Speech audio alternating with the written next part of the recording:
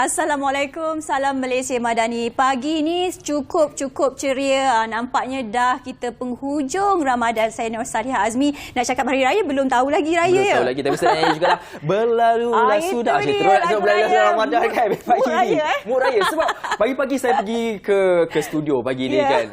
Radio dah memang daripada minit pertama sampai saya sampai ke bernama ni memang pasal lagu raya je dari semalam lagi. Jadi kita punya mood raya tu dah memang dah on dah. Bukan tu je, dekat grup WhatsApp sekarang semua orang dah post ni ucapan selamat raya. Okay. Walaupun belum diumumkan lagi raya bila. Make up pun tadi buka lagu raya. Tadi saya bangun pagi pun tak boleh ni, nak kena ada mood raya dah ni Ashraf. Okay. Saya memang rasa sedih lah sebab Ramadan nak berlalu pergi kan. Tapi kalau nak tahu keputusan sama ada raya ke tak raya ke, kita kena nantikanlah hari pada petang ini. Biasa lepas maghrib nanti pengumumannya nanti kami akan bawakan kepada anda di Bernama TV sama ada esok ke lusa ke raya kan. Tapi jangan kalut-kalut. Yang pasti sediakan apa yang perlu disediakan supaya tidak terkejut kalau apa-apa keputusan itu akan diumumkan, dan terimalah dengan hati yang terbuka.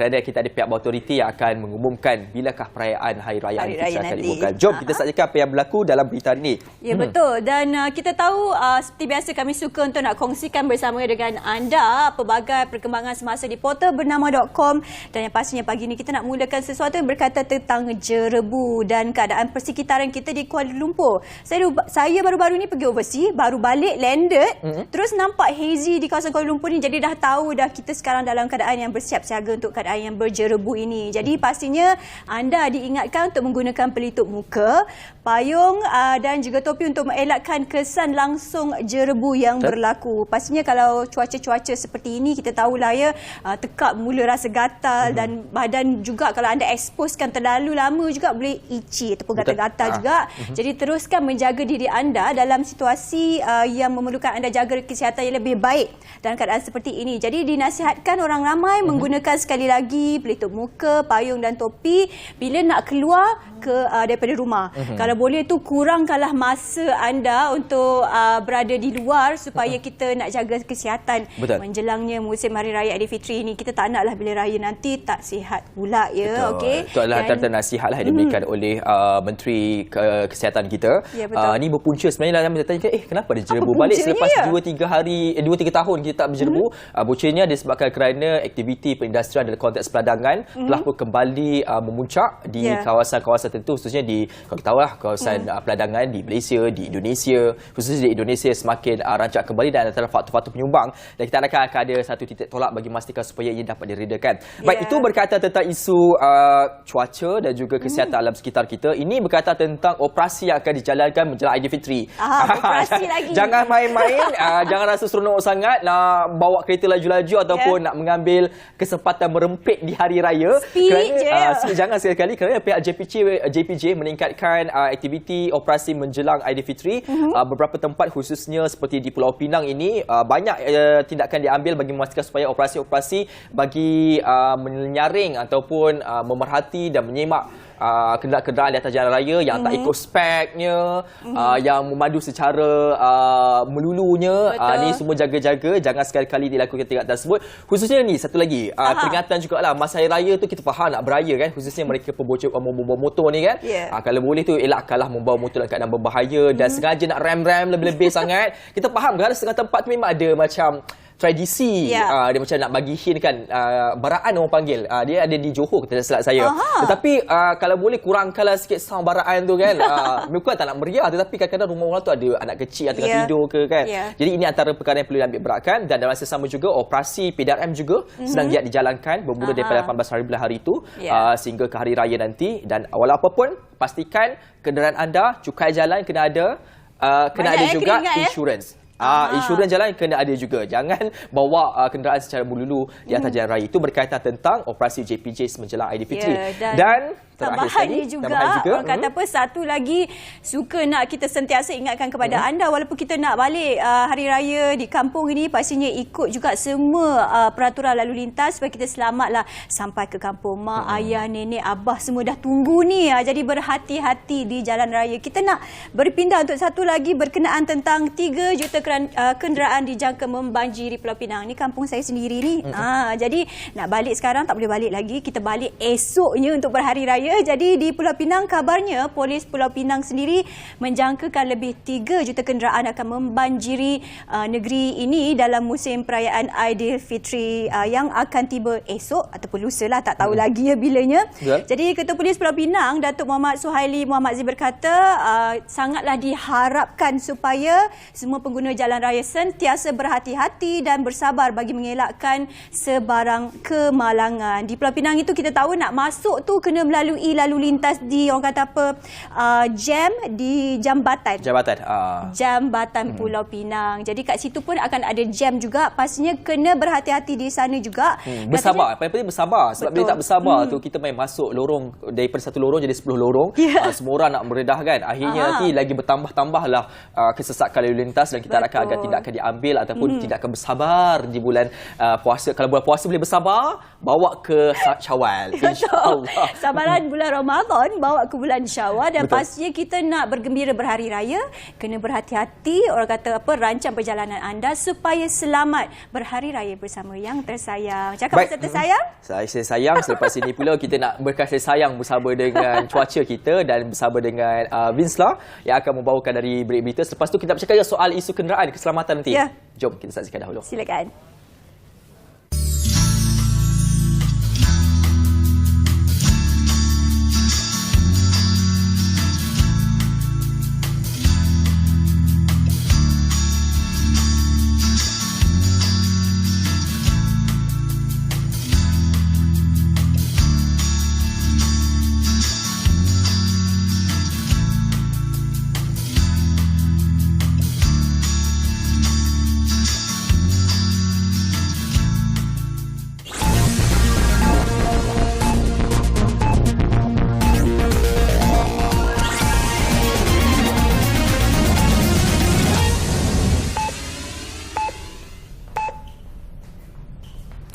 Salam hormat dan salam Malaysia Madani bersama saya Vinsla Santiran dari Bilik Berita.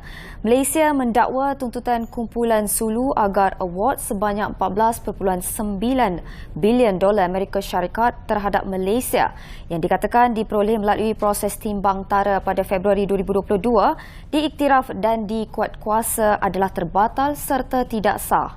Sekretariat Khas Sulu dalam kenyataan semalam memaklumkan justru pembelaan yang difailkan oleh pihak Malaysia menegaskan bahawa tuntutan kumpulan Sulu berhubung perkara itu tidak boleh diterima dan perlu ditolak.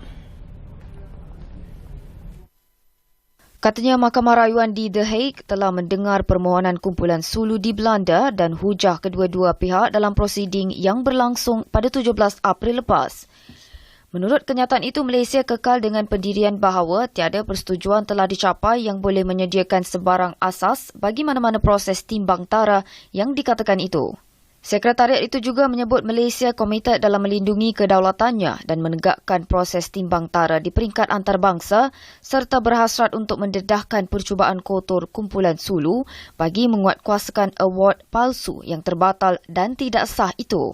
Menurut kenyataan itu, Malaysia mengutuk percubaan untuk memutarbalikkan kedaulatan undang-undang tidak mengiktiraf kesahihan award yang kononnya diperoleh melalui proses timbang tara dan sedang memulakan litigasi di seluruh Eropah bagi memastikan penipuan ini didedahkan serta award berkenaan dibatalkan. Pada 28 Februari 2022, Dr. Gonzalo Stampa, penimbang tara antarabangsa yang berpusat di Madrid, Spanyol, dikatakan telah memberikan award itu kepada kumpulan Sulu manakala pada 14 Mac lepas, Mahkamah Rayuan Paris mengekalkan perintah penggantungan terhadap penguatkuasaan award tersebut yang diperoleh pihak Malaysia di Perancis. Oleh itu, perintah penggantungan yang diperoleh Malaysia pada 12 Julai 2022 berhubung penguatkuasaan award tersebut adalah kekal.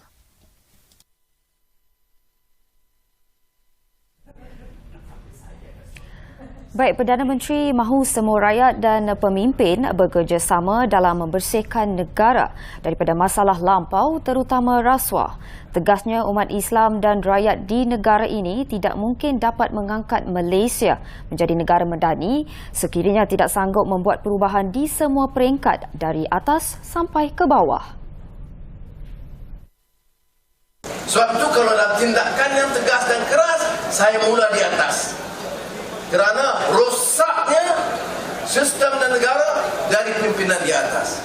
Perdana Menteri berkata, walaupun pelbagai slogan berkaitan Melayu, Islam, kesatuan dan keadilan digunakan oleh pemimpin terdahulu, namun semua itu tidak memberi kesan serta makna jika tiada keikhlasan dan tekad untuk mengamalkannya.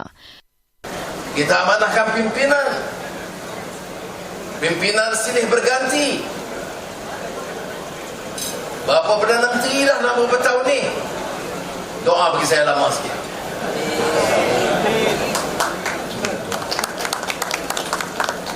Tetapi silih berganti, tapi keadaan sama juga. Rasuah masih meluah juga.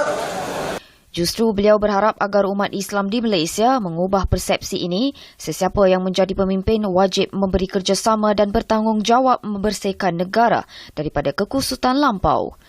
Beliau turut mengingatkan umat Islam di Malaysia agar mengambil peluang tempoh saki-baki beberapa hari dalam Ramadan ini untuk terus menjadikan bulan suci ini sebagai madrasah untuk membersihkan kerohanian diri masing-masing serta menghayati pengajaran yang terdapat di dalam Al-Quran. Sekian dari Bilik Berita, salam Malaysia Madani dan salam hormat.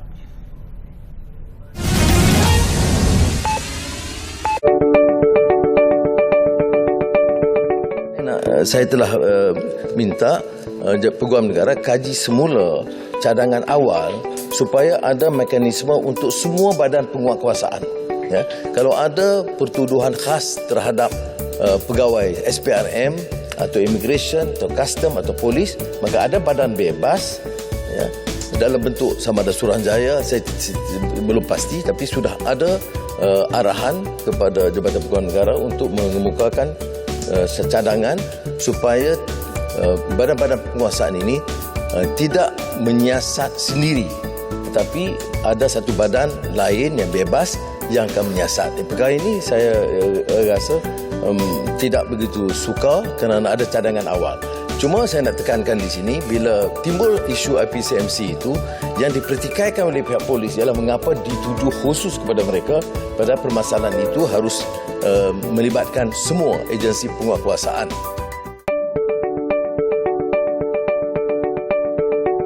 Kerana saya lihat soal pelaburan, kedatangan pelaburan itu kian rancak. Dan bila umpamanya AWS masuk, mana beberapa minat negara lain untuk mengasaskan data center itu dah banyak.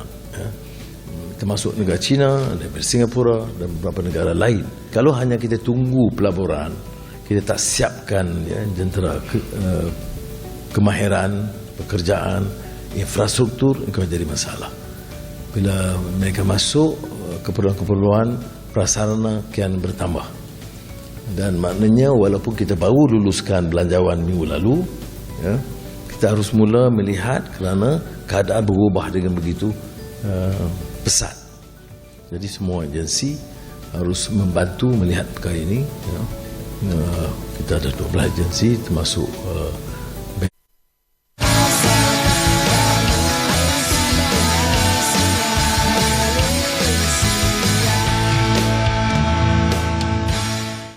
Baik, saban tahun kalau kita lihat perayaan bukan saja membawa kegembiraan tetapi juga ada kesedihan. Faktor pada kesedihan ini juga disebabkan kerana kesilapan kita, kecuaian kita barangkali sebabkan kita tidak menitikberatkan soal aspek keselamatan khususnya di jalan raya.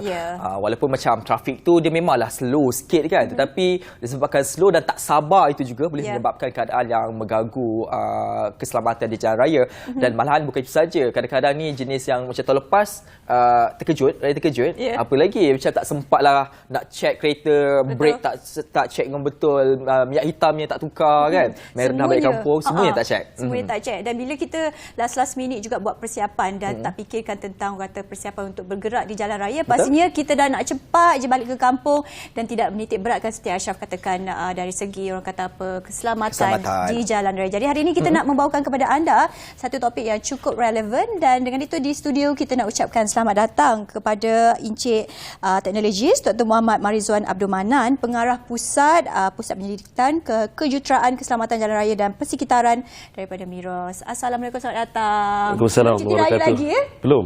Okey, Jadi dah beritahu dah, raya kedua. Oh, raya kedua. Maksud kita dapat raya dulu, walaupun kita kerja raya media. dulu. Okey, baik. Tak apa, kalau esok raya, seronok lah. Sabtu raya pun seronok juga kan. Tapi dalam keseronokan tu, kita kena beringat soal keselamatan yang sering kali kita abaikan, khususnya keselamatan di jalan raya, khususnya di hari raya. Saban tahun saya lihat statistik kemalangan jalan raya khusus musim perayaan meningkat mendadak.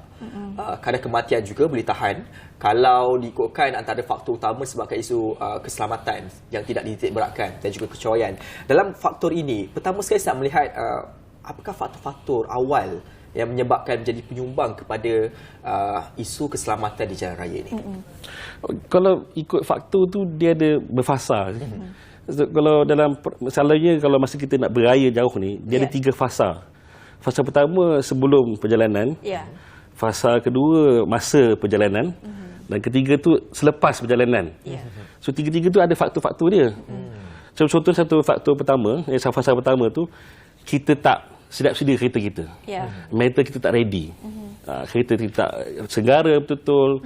Dan kita punya mental tak ready. Macam dan kesihatan kita tak prepare sih. Kita letih, tak prepare, kita bersiap packing malam tu kononnya kan, penat, tak tidur cukup dan sebagainya. Itu baru akibat kepada fasa kedua tu. Kalau fasa kedua tu pula masa perjalanan. Dalam masa perjalanan ni, dia ada 2 benda yang akan terjadi. Satu, kita akan hadapi congestion. Satu lagi, kita akan stres. Okay, dalam stres tu ada banyak lagi lah tu. Dalam congestion tu, kita akan hadapi stres yang mana stres tu akan menukar perangai kita. Perangai kita akan jadi lebih agresif. Kita rasa macam geram, tak sabar, nak maju laju lagi. Dan akhirnya kita punya tanggapan ataupun kita punya mental berubah. Dan bila kita dah stres, suka marah kan, kita jadi penat pula, fatigue. Fatigue tu lah yang kita jadi penat, mengantuk, mamai dan sebagainya lah. Itu yang kita kena jaga-jaga. Dalam masa perjalanan tu, masa congestion, kita akan ada distraction. Distraction daripada wife, daripada anak menangis, nak kencing dan sebagainya, berhenti, phone bunyi, message datang, masuk, keluar, boss call lagi, semua tu. Itu yang distraction. Sebab kita sebagai pemandu, kita kena fokus pada jalan. Mental tu kena ready. Kita kena tahu apa orang tu nak buat depan, orang kiri kanan nak buat apa dan sebagainya. Dan fasa ketiga tu, lepas alhamdulillah selamat sampai kampung tu, kita jaga macam tu je. Kita kena jaga kesihatan kita. Kita kena jaga kereta kita juga, kena check balik sebelum balik, because kita akan repeat balik fasa pertama. Betul. Dan fasa kedua dan sebagainya. Itulah kehidupan kita sebagai pemandu yang nak jalan jauh, itu dia. Dan faktor-faktor itulah kita kena jaga. Itulah. Kepentingannya kita nak mulakan perjalanan ni kena kawal emosi lah juga ya. Jangan terbawa-bawa emosi apa saja yang semestinya kita di jalan raya. Memandu ni seperti yang doktor ingatkan, bukan saja diri kita, ada anak-anak yang tersayang dan juga keluarga kita sendiri. Tapi kita sebelum nak bercakap tentang langkah-langkah masa memandu, mungkin kita nak berbicara tentang persiapan, kesiapsiagaan sebelum mulakan perjalanan itu. Bagaimana komen doktor? Saya nak cakap pasal mental lah, mental issue tu. Saya bukan pakar mental, tapi sebagai pemandu, kita kena prepare. Kita dah tahu dah kita akan hadapi jam. So masa jam tu kita kena bersabar. Dan masa kita berdepan tu kita tahu anak kita akan buat perangai kan. Ada yang mungkin nak berhenti cepat. So kita kena prepare tu. Kita kena tahu kat mana exit yang betul kan. Pampers cukup tidak. Contoh kalau ada bayi, anak-anak ada gadget cukup lah supaya dia orang tak kacau kita. Gadget cepat-cepat bagi. Charge pun tak. So sebelum tu kita check lah gadget pun charge tak. So baju semua okey, selesa tak selesa semua. So those small stuff tu dia kena jaga sebab kita mandu. Kita masa mandu tu jangan kacau. Kalau boleh. Dan berbalik pada kesihatan juga. Kita akan hadapi micro sleep mau tak mau sebab kita penat sih. Dan kita kena jaga part tu. Contohnya orang yang macam diabetik, stres, yang hypertension semua, dia kena jaga kesihatan. Makan ubat sebelum perjalanan. Itu penting. Tidur cukup. Dan kalau boleh makan tu kena jagalah. Kalau makan benda berlemak, benda yang berat, dia akan mengantuknya confirm. So dia kena tahu tahap masing-masing. Itu mental lah, preparation. Kenderaan tu biasa, hantar kepada workshop, check beluk, check di tayar, enjin cukup tak cukup. All those nitty-gritty stuff kena check lah. Supaya kita tak distracted dan akhirnya kita memandu dengan selamatlah sampai ke destinasi. Saya tertarik bila cakap soal tadi peralatan ataupun spare part kenderaan yang perlu untuk kita double check dahulu sebelum perjalanan. Nak tanya, dalam banyak-banyak spare part kenderaan yang sering kali rakyat Malaysia ni suka macam ambil ringan. Oh ni cukup lagi ni, lepas lagi ni 50 km boleh lagi pergi ni. Tetapi akhirnya boleh mendatangkan bahaya. Mana itu sering kali yang kita selalu mengambil pada ringan sekali? Tayar. Tayar dan all those engine oils or engine capacity servis kena buat. Jangan kita tengok ada lagi 1000 km nak servis. Servis lah dulu. Tak payahlah tunggu sampai habis bawa balik kampung, jangan. Sebab saya pun cerita juga kan. Tunggu dulu lagi 1000 sempat lagi ni. Kita kat kampung jalan lagi. Betul. Rumah Pak Cak, Mak Cak, Pak Long, Mak Long semua badan dah habis 1000 baliklah. Sebab kita tak tahu tahap kereta kita selagi kita tak betul maintain dia, kita dapat kena tahu dulu macam mana. Tu jangan biarkan 1000 km lepas raya lah kita maintain. Jangan. Dah 1500 lagi km maintain lah. Jangan ambil, don't take things for granted lah. Sering kali tu kita buat juga tu. Kena buat persediaan. Ashra jangan pergi servis last betul. minute. Lagi ni macam tayar ni lah salah satu betul tadi Dr. sebut. Kadang-kadang tayar ni kita anggap ada sikit bunga boleh pergi lagi ni. Kita tak tahu, lagi kita kan? bukan pakar tayar. Kita kena dapat bantuan orang workshop mengenal part tayar kita macam mana.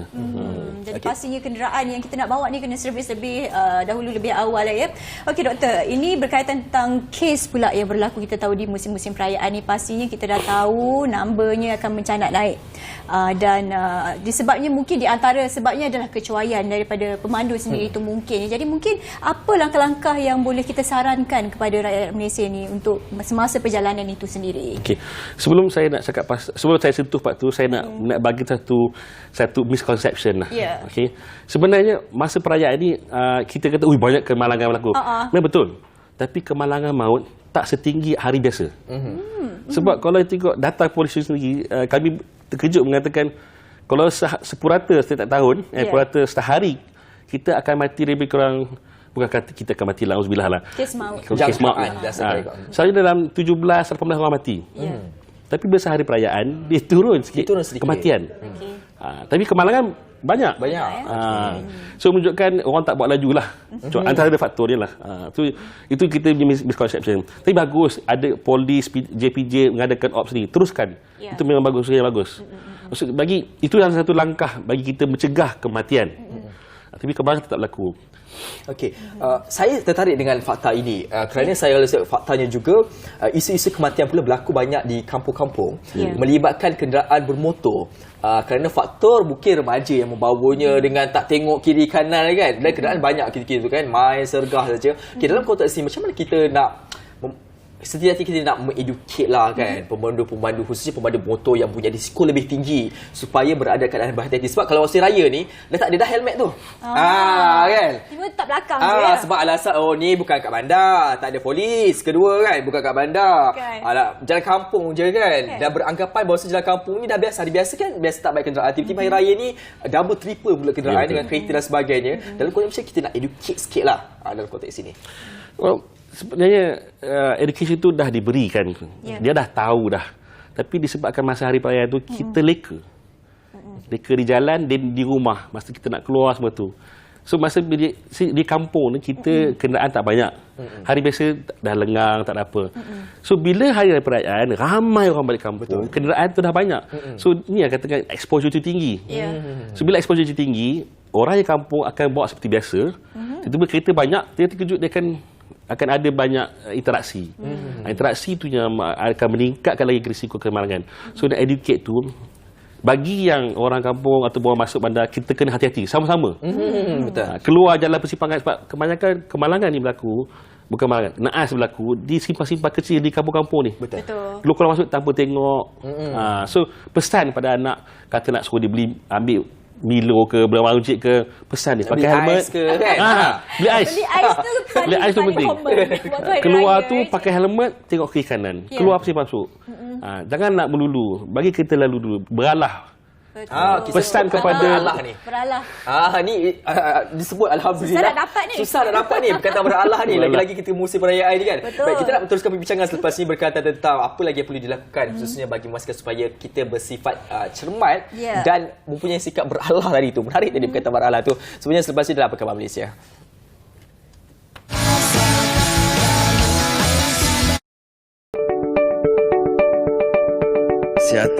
Rang undang-undang produk merokok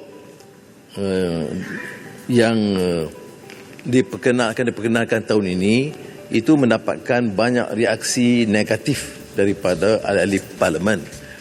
Bukan menolak, kita pada prinsipnya kita akan terus membentang rang undang-undang ini, tapi tidak boleh lakukan kerana pada peringkat awal yang berhormat kita setuju disekalikan tentang undang-undang ini dan juga tentang cukai vape. Tetapi oleh kerana banyak bantahan, maka kita telah mencadangkan supaya Menteri Kesihatan ruling semula dengan ahli-ahli parlimen dan secara teliti dan dengan semua badan-badan kesihatan dengan maksud melaksanakan.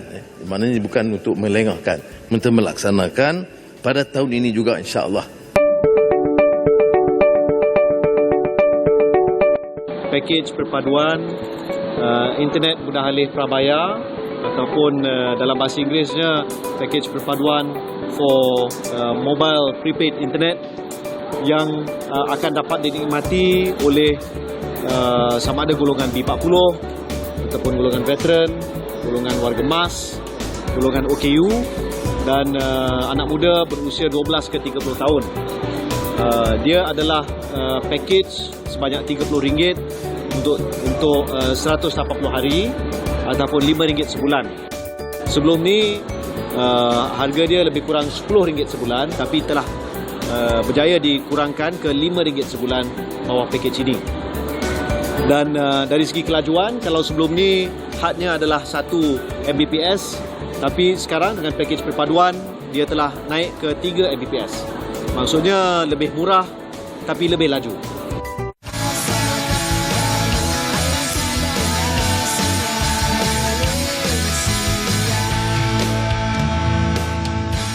Terima kasih terus setia bersama dengan kami di Apa Khabar Malaysia. Dan okey, tadi kita bercakap berkenaan tentang cermat memandu sepenuh hari raya ni. Kita tahu bila nak hari raya kita kena ingat juga bersuka-suka ni satu hal juga. Tapi yang pastinya kita kena beringat memandu jalan raya di kampung ke walau di mana pun ada berada, kena hati-hati. Kena hati-hati. Dan salah satu faktor juga yang perlu kita lihat tentang ni, kalau naik kenderaan awam. Saya ada pengalaman.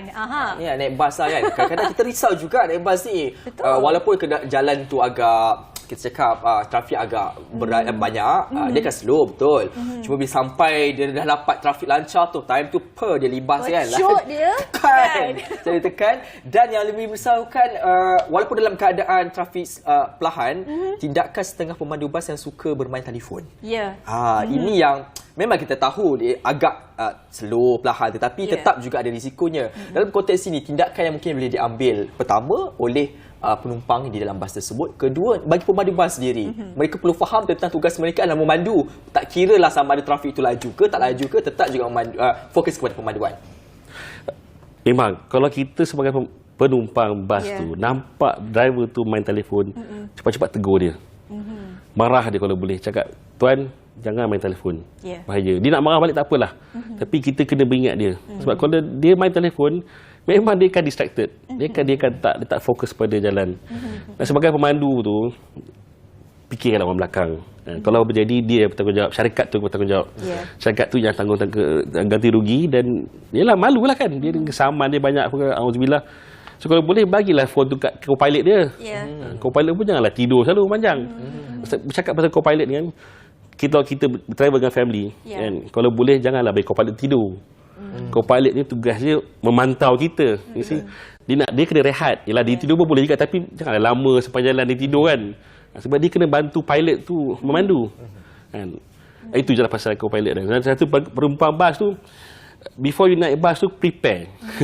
Janganlah rasa masa tu nak terberak lah, nak terkencing lah sebagainya. Kalau boleh, prepare yourself naik bas tu. Make sure you dah settle semua, naik. Be comfortable lah. Dan Kalau bas tu bawa laju je pun kena tegur juga. Dia tak boleh biarkan macam tu je.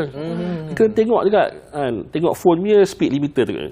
Bas ni 140 ni. Kita boleh rasa tau boleh sama rasa. dia laju tak laju. Gunakan Waze, letak dalam mode Waze tu, tengok bas. Kita ni laju ni.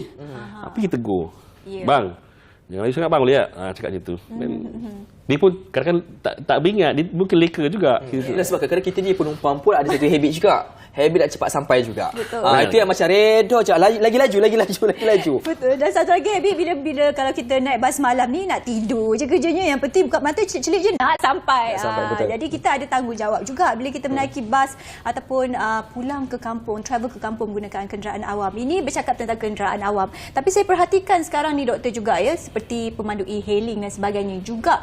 Waktu raya ni pastinya tempahan pun dah semakin banyak. Jadi diorang pun nampaknya sekarang ni banyak menggunakan gadget sewaktu juga memandu. Jadi komen doktor bagaimana? Pun bahaya juga, berisiko. Dia pun sepatutnya kalau dia dah dapat pesanan tu, dia bawa, dia tak payah tengok sangatlah. Dia hanya perlukan tengok untuk direction saja. Tak payah ada interaksi. Sebab kita sebagai penumpang kena tegur juga, bang, mandu bang. Sampai dah hantar saya baru tengok phone. Masa tu nak ambil order terpulang lah. Masa dia sebagai driver, he should bawa tengok jalan. Tengok direction. Kita sebagai penumpang kena tegur dia, tengok dia. Jangan kita bermain phone, dia pun leka. Auzubillah. Doktor, dalam konteks ini juga salah satu adalah tentang aspek tadi sikap tadi. Kita tak boleh lari dengan emosi. Bagaimana kita nak mengawal mengurus kemarahan kita ketika memandu, khususnya ketika dalam keadaan yang sekarang ini dari pihak Pantai Timur biasa 4 jam, sekarang dah dari 12 jam. Bagaimana kita mengurus situasi ini? Okey. Kalau saya amalkan 3 benda je lah kan, kalau boleh. Pertama, kita beringatlah pada anggota keluarga kita yang tersayang lah. Fikirkan apa jadi kalau kita cuai. Fikirkan tu. Kedua, ingat Allah lah, kena selalu berselawat, berzikir masa perjalanan. Make sure that you occupy your mental and your mouth lah, selalu berzikir. Supaya kita dilindungi lah sebagai orang Islam kan. Because kita dah bawa sebab baik, tapi Allah tu yang jaga kita. So kita beringat pada Allah, Allah beringat kita lah. Kita pun beringat nak makan lemang ke sederhana. Ingat nak jumpa mak cak, mak long semua tu, habislah. Sentiasa beringat. Itu saja. Diri sendiri tu yang kena educate dan sentiasa beringat juga. Sifat marah masa congestion tu biasa. Tapi insya-Allah kalau kita berzikir, berselawat, uruskan, dibantu dengan doa semua, insya-Allah okey. Okey. Dan itu untuk disarankan kepada para pemandu lah kita semua ya. Tapi daripada pihak Mira sendiri bagaimana, ada mungkin langkah ataupun langkah-langkah yang disarankan untuk mengeducatekan kita kata pemandu kita sendiri? Antara education yang Mara selalu berikan ialah macam inilah. Kita bagi interaksi dengan para pemberita, bagi tahu apa kita perlu buat. Dan sebelum perayaan itu juga kami dah banyak hantar pegawai kita bagi ceramah di syarikat-syarikat. Kan, balik kampung macam mana, preparation macam mana, kami dah bagi ceramah banyak dah. Sebab apa, itu antara langkah yang kita bagi pencerahan. Because they all know what to do, tapi kita nak remind dia sekali lagi. Baik, doktor, kita masa tamat, tapi saya ada satu soalan yang sangat ringkas dan perlukan jawapan ringkas daripada doktor. Tentang saya kira sangat penting. Apakah langkah yang perlu diambil kalau penumpang berlaku kenderaan rosak dan berhenti di kawasan lorong kecemasan ni? Firstly, kalau driver tu detect kenderaan dah rosak, kalau boleh cari exit lebuh raya tu. Cari kat toll house, rehat kat situ. Fix your car kat sana. Kalau tak boleh juga, tak ada apa sepanjang jalan tu, pasang hazard light, bagi signal, himpit ke kiri, masuk kat jalan lorong kecemasan, berhenti, pasang hazard light, keluarkan segitiga, keluarkan anak bini keluar, lari keluar daripada jalan. Jangan duduk dalam kereta. Jangan duduk dalam kereta. Keluar. Hazard tu perlu dipasang. Jarak antara kenderaan dan juga hazard tu berapa meter sebaiknya? Pemasangan tu bergantung kat mana kereta berlaku. Kalau kereta tu kat atas bukit, pasang kat dekat tak apa. Tapi kalau dia kena bagi orang nampak segitiga tu. So kalau nak kena jalan sejauh selekor tu pun, pasanglah selepas selekor tu. Bagi orang nampak. The incoming vehicle tu kena nampak. So dah settle semua. Anak bini, isteri semua keluar dah. Anak semua dah keluar. Bawa gadget semua keluar. Dan barulah kita telefon. Peronda semua tu. Jangan dan duduk diam. Jangan pergi sibuk pergi buka kereta, check jangan. Tunggu peronda dah sampai. They will come definitely. It takes matter of time je. Jangan pergi ubah. Jangan panggil konvoi lain, Pak Long datang check, jangan. Yang kalau datang berkonvoi itu teruskan perjalanan, dia orang teruskan je. Jangan dia orang bantu. Biar peronda bantu. Itu saja saya. Baik. Itu adalah satu nasihat cukup baik. Saya kira ini kerana selain kali kita kadang-kadang rosak semua nak kumpul dalam kereta. Itu yang menyebabkan perkara tidak ingin berlaku dan risiko lebih tinggi. Baik, terima kasih diucapkan kepada Senior Teknologi Dr. Muhammad Marizwan Abdul Manan dari Pengarah Pusat Penyelidikan Kejuruteraan Keselamatan Jalan Raya Persekitaran daripada Miros. Terima kasih atas perkongsian ini. Ingat cermat di jalan raya. Dan selepas ini kita nak saksikan pula rangkuman BT menarik berkaitan tentang buka puasa ni. Dan hujung-hujung Ramadan ni ada lagi yang bermurah hati nak berkongsi makanan juga buka puasa. Jom kita saksikan. Silakan.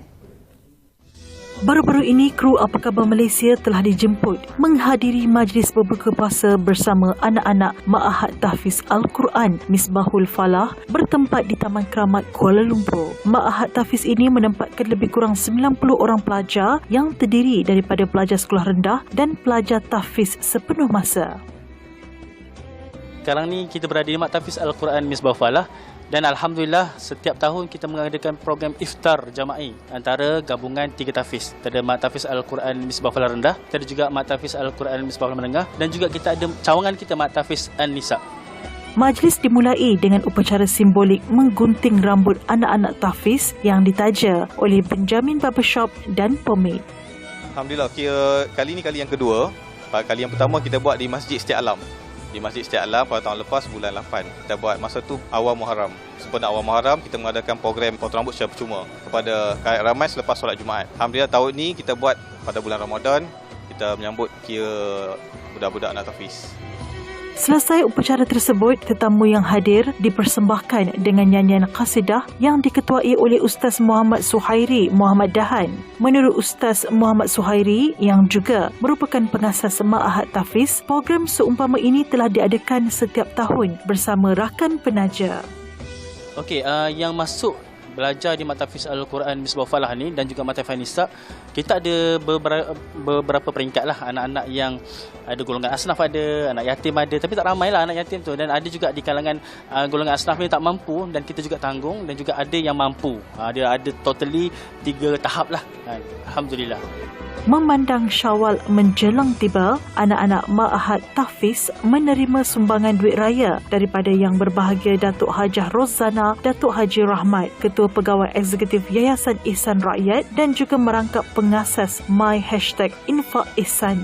Selain daripada anak-anak tahfiz, beliau turut memberi sumbangan duit raya kepada semua guru dan mudir di Ma'had Tahfiz Al-Quran Misbahul Falah. Okey, Alhamdulillah kami daripada #Infak Ihsan sentiasa saja menyokong dan juga sentiasa bekerjasama dengan mana-mana NGO ataupun individu yang kata orang dia punya usaha ialah untuk kata orang memberi sumbangan dan juga membantu mereka-mereka golongan terdiri sama ada anak-anak yatim ataupun asnaf dan juga anak-anak tahfiz. Dan pada hari ini kami berada di Madrasah Anak Tahfiz ni sempena bulan Ramadan, bulan yang mulia, dan baru-baru ini kita baru saja menyambut Nuzul Quran. Jadi kita harus bagi sokongan pada anak-anak ni kerana perjuangan mereka, perjuangan jihad mereka fisabilillah di dalam menghafal Al-Quran itu adalah satu usaha yang murni yang kita harus sokong. Jadi kami sentiasa bekerjasamalah dan apa yang kami bagi hari ini ialah setakat kata orang sumbangan makanan sikit dan juga duit raya kata orang untuk menghiburkan, menggembirakan hatilah. Rasulullah SAW ada bersabda ialah kita haruslah kata orang memasukkan kegembiraan di dalam hati seseorang. So jadi itulah yang kami cuba buat di #Infak Ihsan ni. Majlis menyantuni anak-anak Ma'had Tahfiz ini diteruskan lagi dengan bacaan tahlil dan ceramah agama oleh Ustaz Muhammad Suhairi Muhammad Dahan sehingga masuk waktu maghrib. Masuknya waktu maghrib, kesemua tetamu berbuka dengan menjamah makanan sunnah seperti buah kurma rutab sejuk dari Mesir dan diikuti dengan solat maghrib beramai-ramai. Okay, harapan saya memanglah sangat besar lah. Memang ini tahun ke-11 kita adakan program iftar ni. Harapan saya mudah-mudahan kami di Misbah Falah dan Madrasah Nisa ni memberi ruang buka kepada masyarakat untuk bersama kami, bukan sekadar kita duduk di sini anak baca Quran tak, biar anak-anak bersama masyarakat juga. So kita ada wujudkan program qasidah tu, majlis qasidah tu, dan kumpulan qasidah ni memang kita keluar ke masyarakat untuk kita menghiburkan. Bukan pergi sini hafal Quran je, tapi kita hiburkan juga masyarakat dengan persembahan qasidah-qasidah kat luar sini. Alhamdulillah bulan Ramadan memang anak-anak penat sikit lah terima jemputan untuk meraihkan majlis iftar di Lembah Kelang, insya-Allah.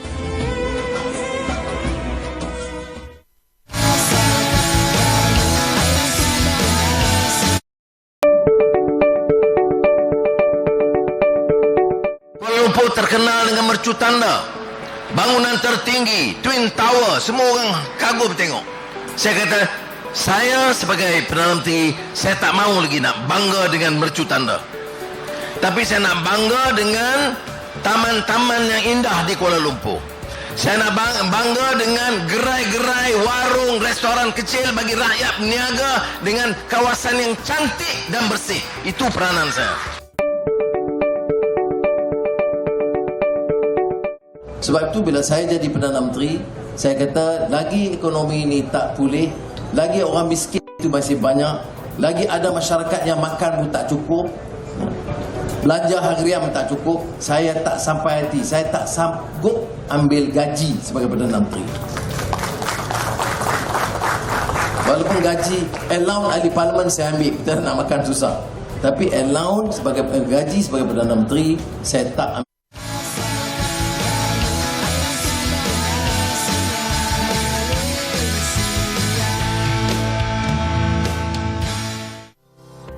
Ramadan adalah bulan yang mulia yang memberi peluang kepada ramai umat Islam untuk menjalinkan hubungan silaturahim dengan berkongsi rezeki sesama insan. Bertempat di Pertubuhan Kebajikan Baitul Ulfah Seri Kembangan telah berlangsung majlis berbuka puasa bagi meraihkan anak-anak yatim Baitul Ulfah. Program yang dinamakan Kongsi Rasa Ramadan ini dianjurkan oleh NGO Malaysian Relief Agency dengan kerjasama Chicken Royal bagi meraihkan 45 orang anak-anak yatim. Kita bersama dengan penjaga Pertubuhan Kebajikan Baitul Ulfah untuk mengetahui maklumat dengan lebih lanjut. Penghuni di Baitul Ulfah ini dihuni oleh pelajar daripada kalangan anak yatim dan asnaf zakat. Semua sekali dalam 40 orang lebih lah, 43 orang. Dengan tenaga pendidik, sukarelawan juga yang balik daripada Jordan, daripada Mesir. Dan bila mereka ada luang masa, jadi kita susun jadual dan mereka lah yang akan datang mengajar di sini. Menurut Nazri Mat Hakim selaku Ketua Pegawai Eksekutif Chicken Royal, program ini diadakan bagi berkongsi rezeki dan menghargai anak-anak yatim. So hari ini kita buat satu perkongsian dengan anak-anak yatim di Rumah Baitul Ulfah ni sebagai daripada kita effort untuk give back to society lah. Kita nak bagi harapan kepada diorang yang hidup tak sia-sia dekat bawah. Kita nak bagi inspirasi kepada diorang yang kita boleh move forward untuk masa depan yang lebih baik. Jadi kita pun alhamdulillah ada rezeki lebih sikit untuk berkongsi dengan anak-anak ni supaya untuk menghargai diorang, bagi diorang rasa happy sikit di bulan yang baik ni. Anak-anak yatim Baitul Ulfah ini juga disajikan dengan hidangan talam, nasi ayam panggang peri-peri bersama nugget, kentang wedges dan cheese sebagai juadah utama dalam majlis berbuka puasa itu. Majlis tersebut diserikan lagi dengan persembahan nasyid istimewa dari anak-anak yatim Baitul Ulfah serta pemberian duit raya. Selain majlis tersebut turut dimeriahkan lagi dengan kehadiran dua orang penyanyi tanah air iaitu Naim Daniel dan Sisi Iman.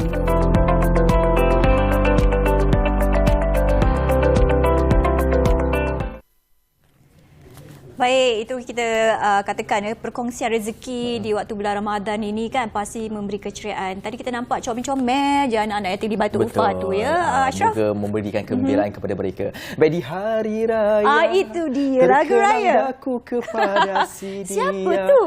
Kan biasa kalau kita kenalkan orang dulu duduk jauh, apa kita buat? Kita akan hantar kad raya. Kad raya. Sekarang ni macam dah tak ada dah. Betul. Sebab kalau kita kenalkan orang senang dia SMS, WhatsApp, apa lagi? Tak best, Instagram, tak best. DM semualah itu yang kita gunakan. Itu yang dia tak rasa feel tu dah lain dah. Ya, dia nostalgia dulu tu bila kita hantar kad raya bawah tu love sikit sign kat sudah situ. baca apa pecah-kaca, pecah gelas, dah baca harap balas. Haraplah balas ya.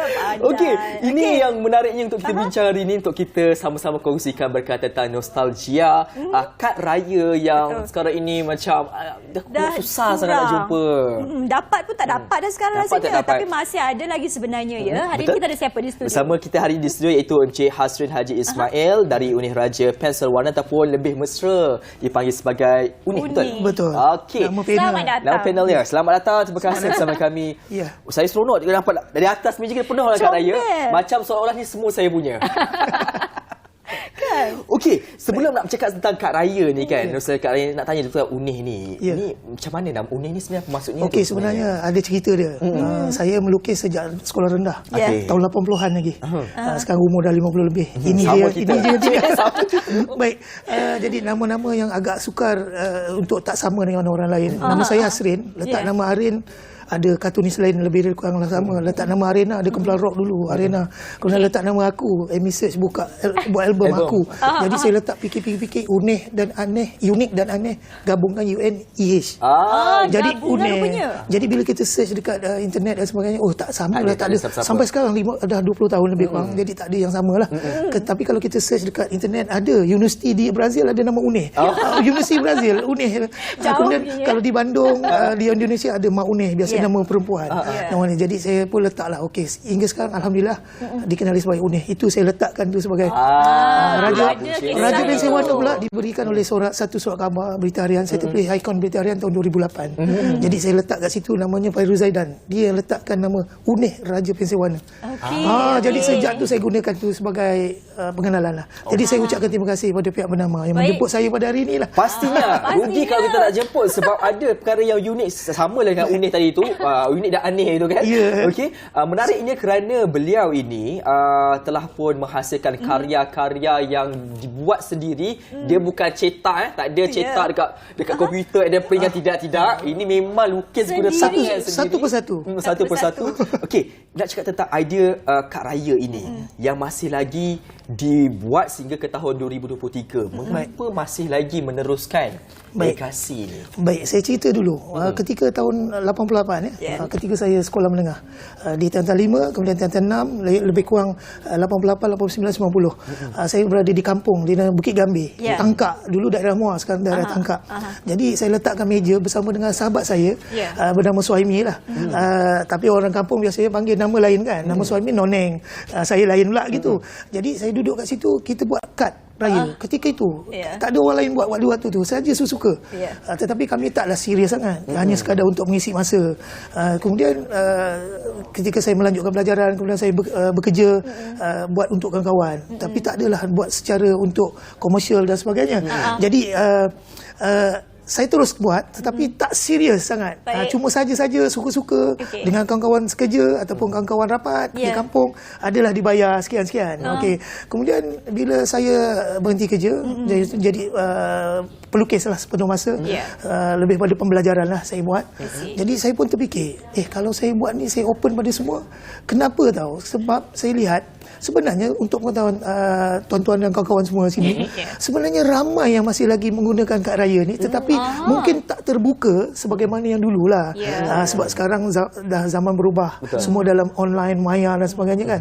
Tetapi sebenarnya ada follower dan ada juga pengikut, ada juga peminat yang masih lagi meminati kad raya. Cuma tak besar macam dululah.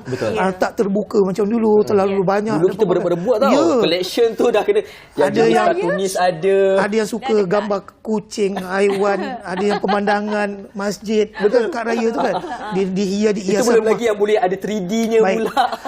Jadi ramai karyawan-karyawan pelukis seperti saya, sebenarnya mereka melayan kelompok mereka. Bukan saya seorang je tau. Jadi saya mungkin ada peminat saya. Peminat tu bukan saya lah, dia minat dengan lukisan saya. Saya juga masih lagi melukis gila-gila. Tapi bersebut gila tu, ada lagi ke? Jadi sebenarnya fizikal ni saya nampak dah mula kembali sebab ianya umpamanya sebagai satu budaya tau. Kegemaran.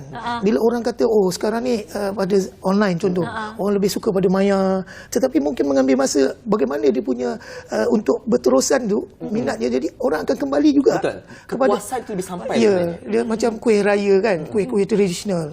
Walaupun mungkin ada kuih-kuih moden yang lain yang dah jadi pelbagai bentuk dan sebagainya, tapi orang akan mencari lagi kuih-kuih raya. Jadi masih lagi. Begitu juga kad raya. Jadi apa yang saya buat, saya tak buat setiap tahun. Saya buat selang 2 tahun saya buat sekali. Jadi maksudnya tahun 2023 sebelum ni saya buat tahun 21. Jadi saya selang sebab kita pun faham. Jadi untuk biar dia orang betul-betul Pandai. jadi saya open dekat Facebook ataupun media sosial, saya letakkan dalam bentuk jumlah 300 saya open. Tapi ramai yang buat tempahan. Kalau 300 tu sebenarnya hanya 6 orang aja. Sebab setiap seorang tu mesti akan minta 50. 50. Ramai yang ini ni contoh ni.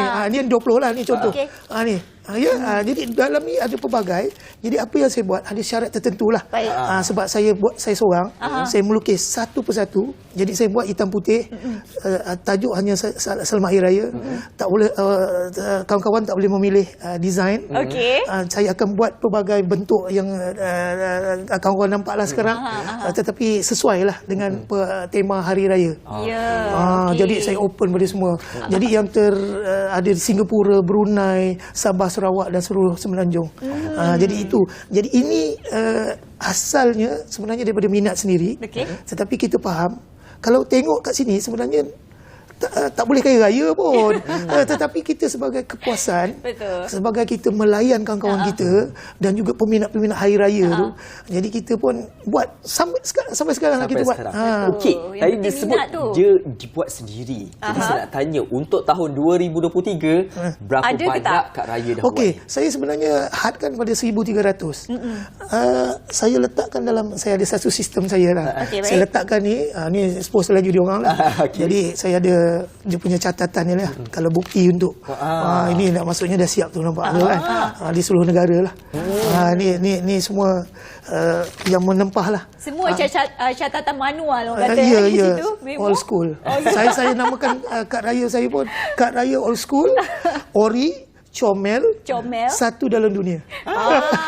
Pentingnya satu dalam dunia. Itu saya tengok tadi. Saya fikir. Kan? Okey, untuk pengetahuan semua, saya telah open hanya 300 kad lagi tambahan. Sebab ada yang kata, saya nak juga, tapi saya dah tutup tempahan sebelum raya.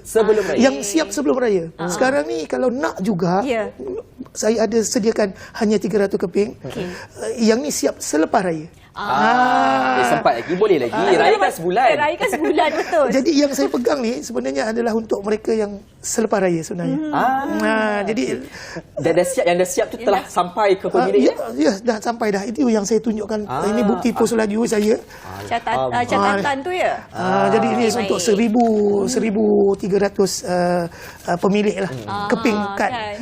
Jadi mungkin dalam lingkungan 50 orang. Kali ini edisi yang paling teramai yang menempah untuk seorang 100 keping. Kalau tahun lepas tahun 2021 170 keping dia seorang aja minta.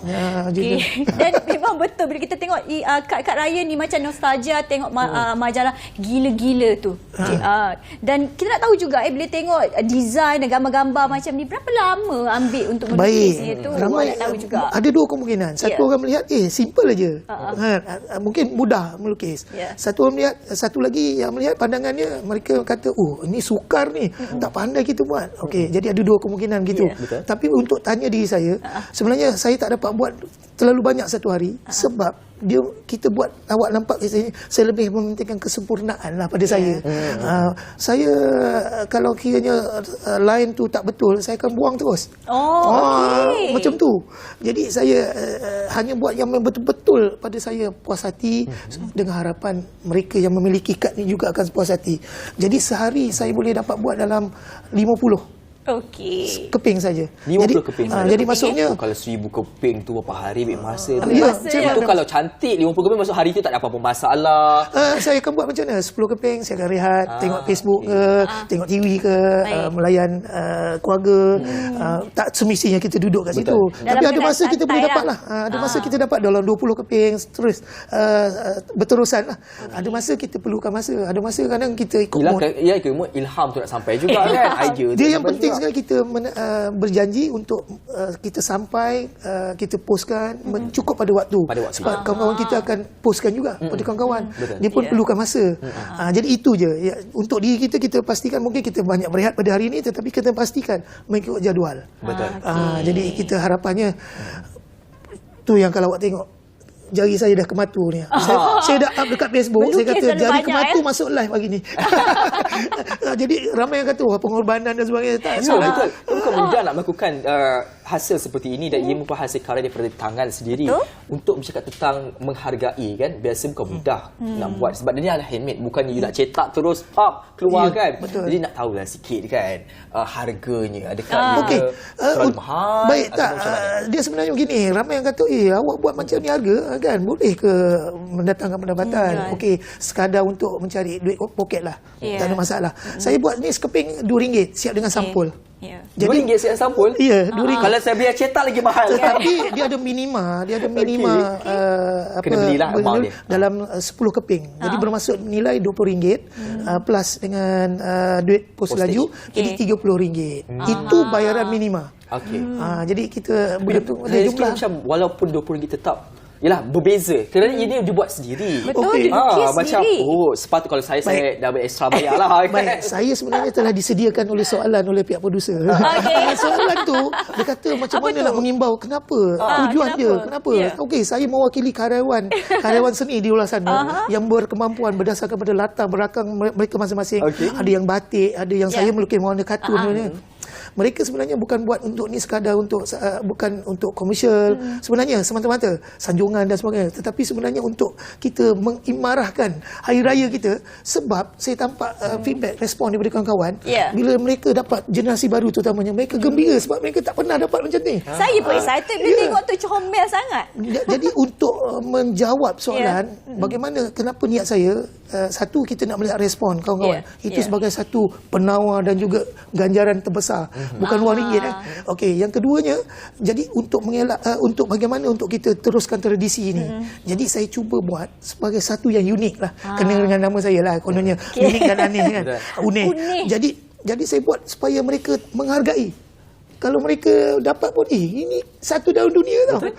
Kalau saya buat gambar yang lebih kurang sama, tetapi dia akan tetap tak serupa. Dan kalau dalam satu dalam dunia tu ada tak satu untuk saya dan Ashraf hari ini? Okey, ada. Kita tanya Jadi di kesempatan ni memang sebelum kita lupa, yang ni satu untuk host kita yang yang kata orang cantik manis. Okey. Terus apa you? Okey, silakan. Okey. Yang ini saya pun ada juga. Yang kacak ni. Yang kacak. Ya. Allah, terima kasih banyak-banyak. Jadi saya akan framekan terus. Lepas ni tak boleh dapat dah. Sebelum lupa, Penama TV kan, keluarga kita satu keluarga. Ada kat sini saya tulis apa khabar Malaysia dan juga Bernama TV. Okey, sepanjang bulan Syawal kita akan letak di sini. Saya akan minta studio director untuk letak dalam ni. Terima kasihlah, terpulanglah pada saya bila kita dah beri, terpulang pada penerima lah. Terima kasih banyak-banyak. Yang ini siap sampulnya juga.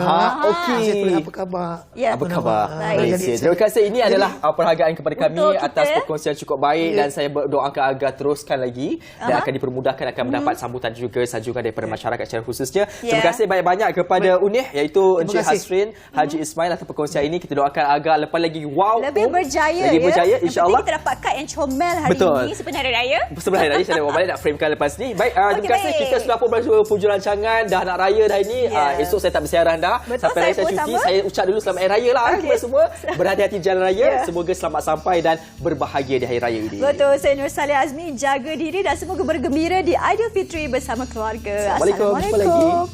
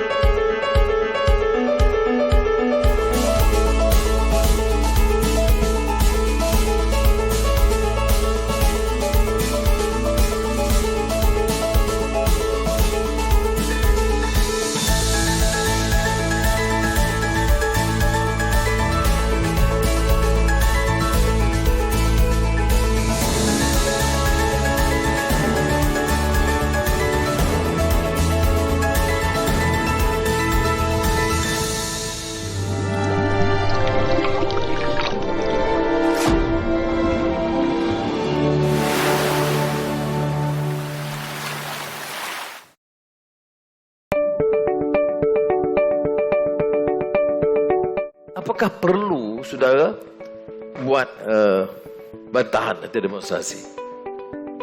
Saya jawab, saya nak cakaplah di sini. Yang kita buat dulu sebab tidak ada ruang. Dan kalau ada bantahan masalah kementerian, undang menteri, biar dia dengar. Dan arahan kita, pandangan kita sekarang ini ialah memberikan ruang kepada mahasiswa mengeluarkan pandangan dan membantah. Ya. Jadi tidak perlu mengambil jalan seperti mana yang kita lakukan dulu.